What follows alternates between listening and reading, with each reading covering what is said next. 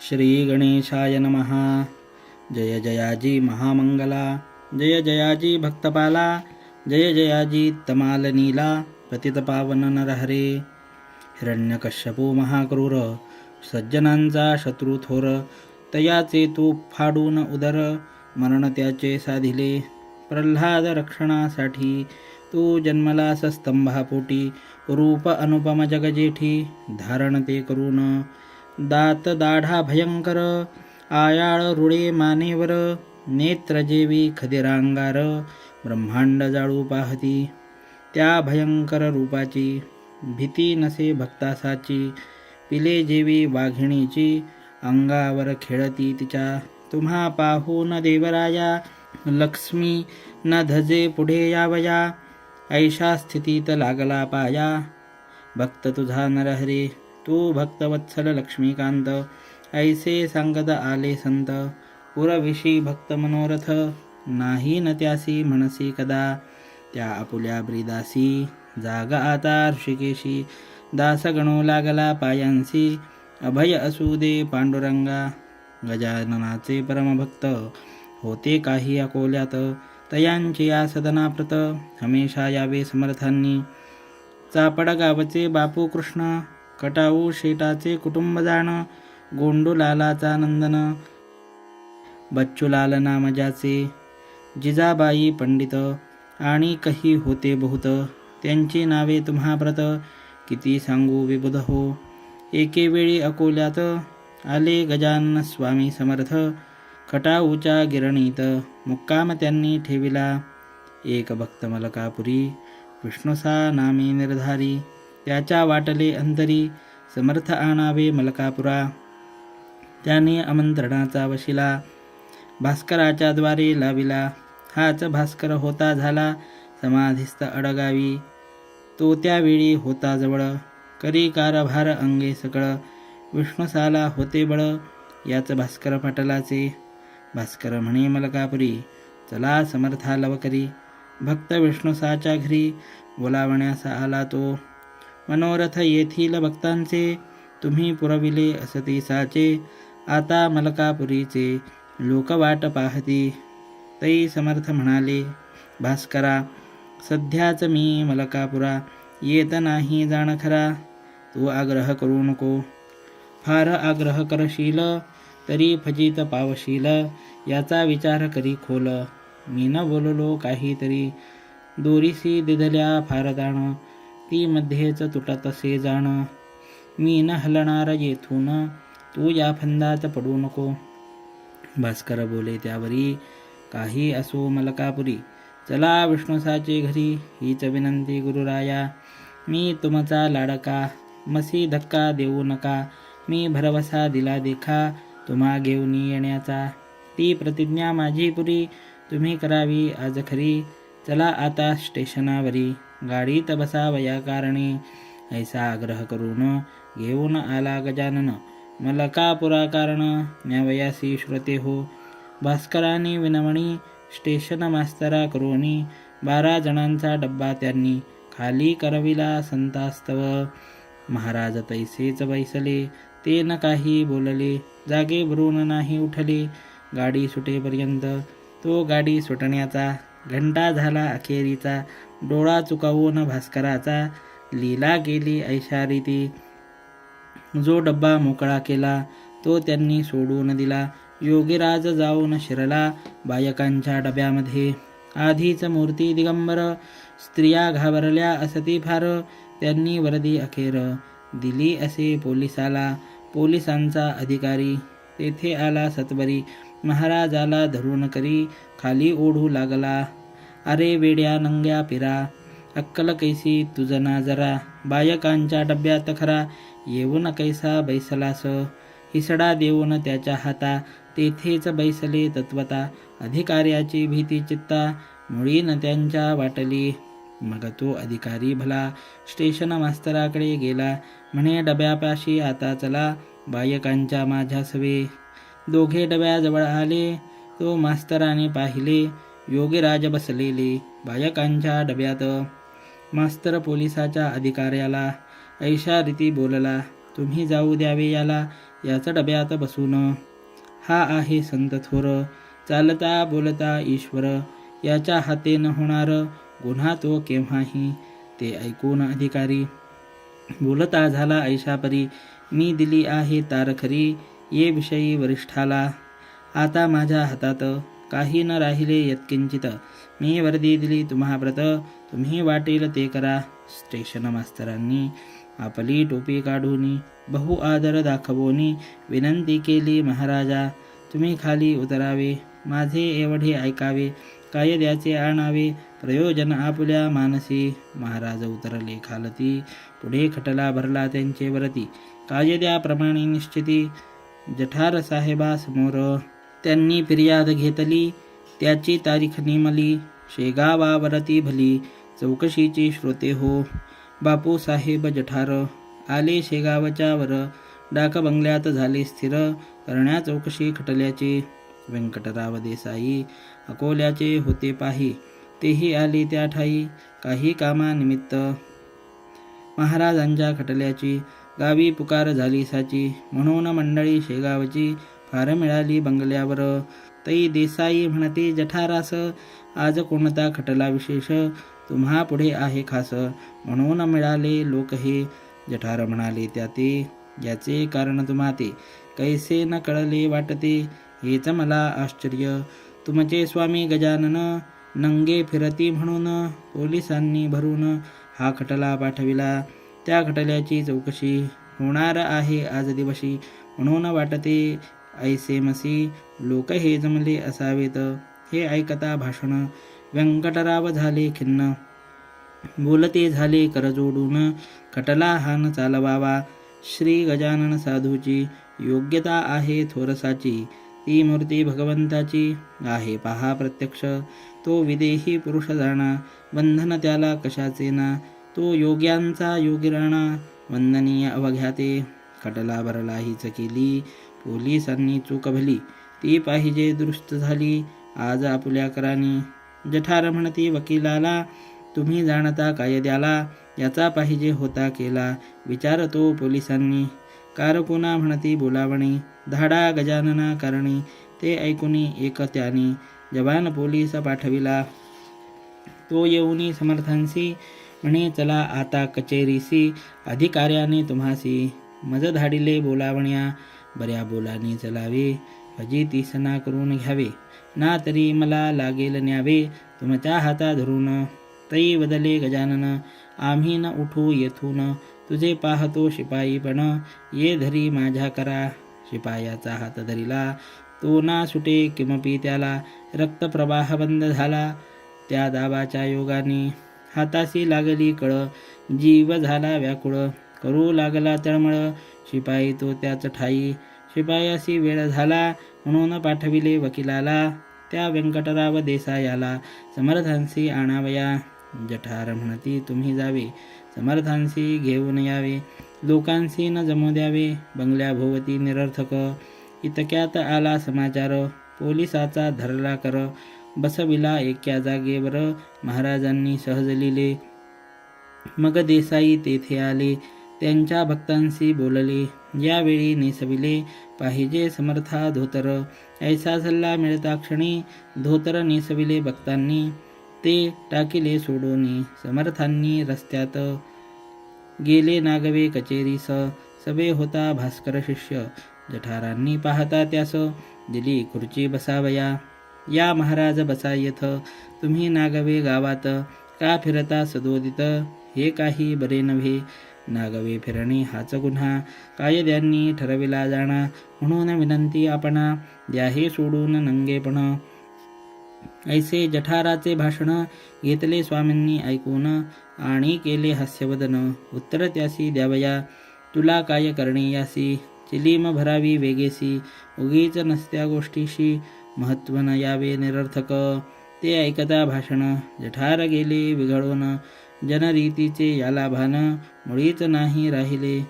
हा वृषभदेव भागवतीचा, किंवा शुकाचार्य साचा, किंवा वामदेवाचा हा दुसरा अवतार.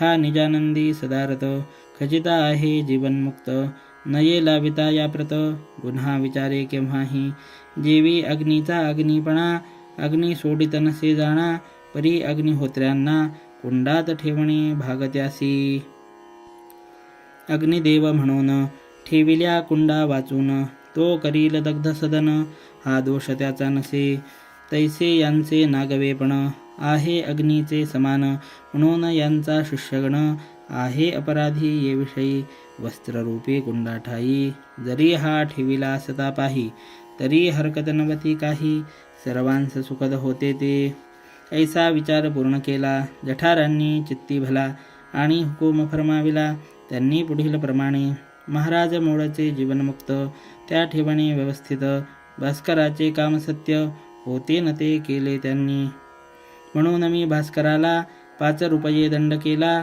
ऐसा खटल्याचा निकाल झाला जठारांपुढे शेगावी समर्थ म्हणाले भास्करासी पुन्हा ऐशा आग्रहासी करशील का सांगमशी निज फजिती करून घ्याया भास्कर काही न बोलला मौन धरून राहिला तेथून मंडळींनी केला ऐशा प्रकारे विचार समर्थांसी अग्निरथी न बसावा येथून कल्पांती विनाकारण कटकटी होती ते काही बरे नव्हे हा क्रम कित्येक दिवस चालला असे शेगावास भक्त बैलांच्या गाडीस बसवू लागले महाराजा या रीती अकोल्यासी आले एकदा पुण्यराशी बापूरावाच्या सदनासी जाऊन या उतरले याच वेळी यवन जातीचा साधू महेता बशा नावाचा होता कुरुम गावीसाचा मूर्तिजापुरा सन्निध त्याने बापूरावाप्रती सांगितले होते ऐशा रीती जेव्हा समर्थ अकोल्यास येती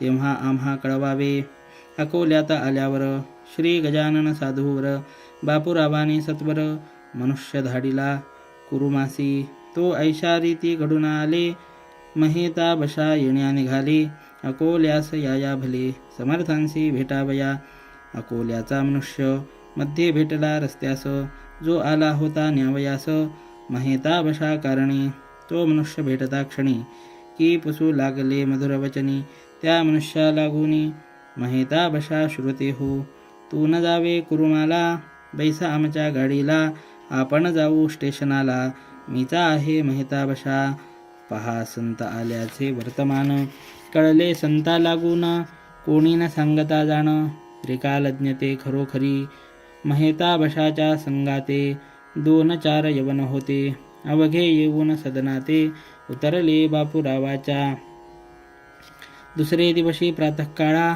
महेता बशा होता जेथ बसला महाराज आले तया स्थळा निज लिले करून महेता बशाचे धरून केस समर्थांनी ताडिले त्यास त्या ताडण्याचा उद्देश हाच होता विबुध हो यवन जातीत जन्मून काही न केला उपयोग जाण यवनाचे आडदांडपण नाही अजून गेले रे या आडदांडपणाने तत्वघात होईल जाणी मृत्यूलोकीचे अवघे प्राणी चिंताग्रस्त होतील तुझे मेहताब आहे नाव त्याची काय आठवण ठेव द्वेषरूपी तमावाव तुझ्या पुढे मिळू नये हा द्वेषरूपी अंधार वाढत चालला वरचेवर याची नाही तुला खबर म्हणून तुझला ताडिले ऐसा मिळता इशारा महेता बशा तोषला खरा साधूच साधूच्या अंतरा जाणता ती निसंशय जेव्हा महेता बशा ते ताडिले तै संगतीचे यवन भले कावरे बावरे होते झाले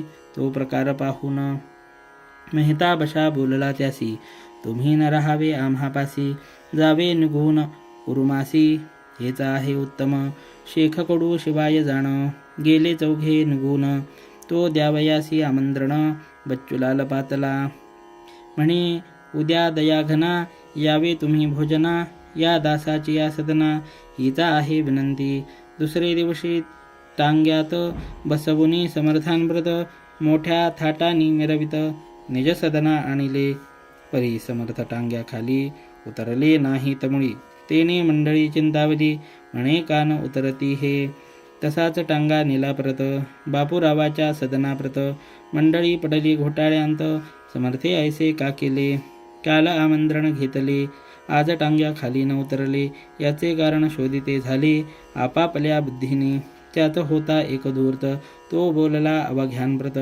मला समजले इंगित या गोष्टीचे ये वेळा. मेहता बशाला वगळिले म्हणून महाराज नाही उतरले. भोजनाचे कान केले मेहता बशाला आमंत्रण. आता घेऊन दोघांसी बसवून एका टांग्यासी. म्हणजे ते निश्चयसी उभयताही येतील. तेच वाक्य खरे झाले. दोघांनाही मिरवित नेले. मेहता बशाला उतरविले मंदिराजवळील थिएटरात. श्रीरामाच्या मंदिरी गजाननाची उतरली स्वारी.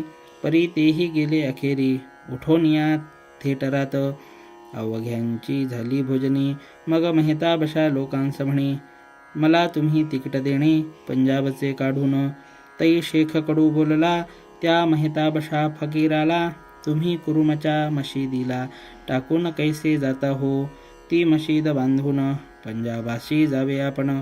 काम अर्धे टाकून जाणे उचित नसे तुम्हा.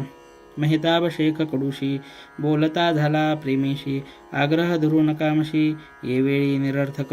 गजाननाचा हुकुम झाला मजसी पंजाबात जाण्याला. आता एक क्षणही या स्थळा मी न राहू शके हो. समर्थांच्या कृपे करून मशिदीचे काम पूर्ण होईल माझे हे वचन. सत्य तुम्ही मानावे धर्माविषयी द्वैत. संता ठाई नसते सत्य ते अवघ्या धर्माप्रत. समसमान मानिती खुळे देऊळ मशिदीची. तुम्ही नका वाढवू साची ती वाढता दोघांची. आहे हानी होणार समान देऊळ मशिदीचे. एकची आहे साचे आकाराने भिन्नत्व त्याचे. मानून भांडू नये हो यवन ते वडा खुदाचा. आणि हिंदू काय भूताचा. पोक्त विचार करायाचा मनुष्यपण टिकवावया. तरीच होईल कल्याण हिंदू आणि मुसलमान. हे एकाच देवापासून निर्माण असती जाहले. धर्मबापा ज्याचा त्यांनी प्रिय मानावा प्राणाहुनी. परी विधर्म्यांच्या ठिकाणी अलोट प्रेम धरावे. हे न झाले जोवरी सौख्य लांब तोवरी. जा मशीद होईल पुरी गजाननाच्या कृपेने. मेहताबशा निघून गेले पुन्हा न इकडे परत आले. या गोष्टीचे पाहिजे केले मनन हिंदू यवनांनी. पहा मेहताबशाला जरी ताडिते झाले साक्षात्कारी. परी द्वेष नवथा अंतरी प्रेमालोट होते हो. शहा लागे घेतल्या विना भोजनान गेला योगीराणा. हे मुद्दे मनी आणा या गोष्टींचे श्रोते हो. असो या बापूरावाची कांता एक होती साची. तिला भानामतीची बाधा होती विबुध हो. मळवट यावा घटकेत घटके माझी कंठीतात. घटके माझी वस्त्राप्रत अग्नी तो लागावा. बिब्याच्या पाठीवर फुल्या याव्या अपरंपार. कधी दंडावरील चीर जुळून जावे अकस्मात. या भानामतीच्या त्रासांनी ती बापुरावाची कामिनी. क्षीण गेली होवोनी अन्न पाणी न रुचे तिला. भानामती काढण्याला बापुरावे जाणत्याला. आणले बाहून अकोल्याला. परीन झाला उपयोग खर्चही झाला अतोनात. गुण न आला किंचित अखेर त्याने जोडिले हात श्री गजानन स्वामीला. महाराज माझ्या कुटुंबाला भानामतीचा त्रास झाला. केले नाना उपायाला आता मात्र कंटाळलो. तुझी पावले माझ्या घरा आज लागली गुरुवरा. तेथेच का आसरा भानामतीस मिळावा. ज्या दरीत पंचानन बसला आहे येऊन. तेथेच का ओरडून दिमाख दाखवावा कोल्ह्यांनी. जेथे कस्तुरी दरवळली तेथेच का हो राहावी भली. गुरुराया ही ओंगळी घाण भानामतीची. ऐसी विनंती ऐकून गजाननांनी अवलोकन केले निजकृपे करून बापूराव कांतेला. त्या योगे श्रोते तिची भानामती निमाली साची. नाही किंमत माकडाची सिंहाची या पुढे हो. असो एकदा फिरत फिरत महाराज आले अकोटात. नरसिंगजीला भेटण्याप्रत बंधू आपला म्हणून. त्याच्या मठा शेजारी एक विहीर होती खरी. जाऊन त्या विहिरी परी बसले गजानन महाराज. पाय आत सोडिले डोकावून पाहू लागले. आतील जला लागी भले वरच्यावरी श्रोते हो. पाहून त्यांची ऐशी कृती लोकसाशंक झाले चित्ती. नरसिंग महाराज विचारती, अरे हे काय करतोस. गोदा यमुना भागीरथी तुम्हासाठी येथे असती. आणखी तीर्थे आहेत किती हे पाहतो डोकावून. तुला त्यांचे घडते स्नान मी का राहू तसाच जाण. या तीर्थांनी मला स्नान आज येऊन घालावे. त्यांनी स्नान घातल्या विना मी न येथून हले जाणा. ऐशा ऐकून भाषणा कैक म्हणाले या रीती. खरोखरी हा आहे पिसा, शेगाव नादी लागला कैसा. जरा थांबा येथेच बसा, काय करी हा पाहू पुढे. तो विहिरीतील जलांप्रत उकळ्या उठल्या अगणित. श्रुते एका निमिषात विहीर भरली पाण्याने. हजारी कारंजाच्या परी गजाननाच्या अंगावरी वर्षू लागले पहावारी. त्या विहिरीचे ते धबा. लोका म्हणती गजानन, या रे स्नाना लागून नाही उरले प्रयोजन. विहिरी माझी उतरण्याचे, गंगा यमुना गोदावरी वरती आली आहे खरी.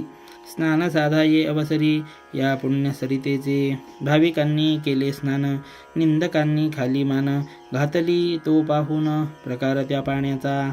संत जे जे आणती मनी, ते ते पुरवी चक्रपाणी. त्यांच्या वाणीला गुणी असत्यता न दे परमात्मा. स्नान होता समर्थ उठली, पाणी पहिल्या परी झाले. विहिरीच्या त्या तळास गेले, उकळ्या बंद जाहल्या. नरसिंगजीसी भेटून निघून गेले दयाघन. शेगावासी बैसून मनोवेगाच्या वारूवरी. स्वस्ती श्री दासगणो विरचित, हा श्री गजानन विजय नामे ग्रंथ. तारक होवो भवाब्धीत, भाविक भक्तान कारणे शुभं भवतु. श्री हरिहरार्पणमस्तु. इति श्री गजानन विजय ग्रंथस्य 17ोऽध्यायः समाप्तः.